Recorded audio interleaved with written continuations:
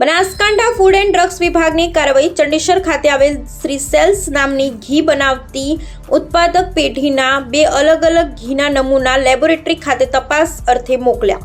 રૂપિયા 3.50 લાખની કિંમતનો 674 કિલો ઘીનો જથ્થો જપ્ત કરાયો.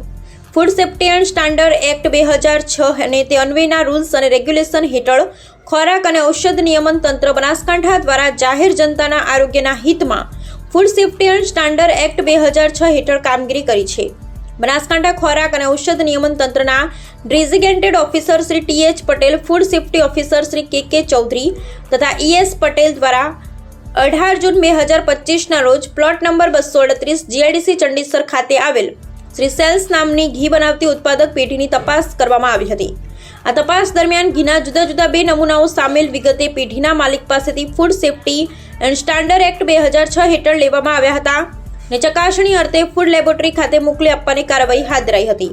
નમૂનો લીધા બાદ બાકીનો શંકાસ્પદ ગુણવત્તાનો ઘીનો 674 કિલોગ્રામનો જથ્થો કે જેની કિંમત આશરે 3,50,480 રૂપિયાનો જથ્થો જપ્ત કરવામાં આવ્યો છે. સદર પેઢી કુંમર નામે ગાયનું અને ભેંસનું ઘી બનાવી જુદા જુદા રાજ્યમાં વેચાણ કરતા હોવાનું તપાસમાં માલુમ પડેલ છે. ફૂડ વિભાગ દ્વારા આગળની કાર્યવાહી હાથ ધરાઈ છે તે બનાસકાંઠા ખોરાક અને ઔષધ નિયમન તંત્રના ડેઝિગ્નેટેડ ઓફિસર શ્રી દ્વારા એક અખબારી યાદીને જણાવ્યું છે.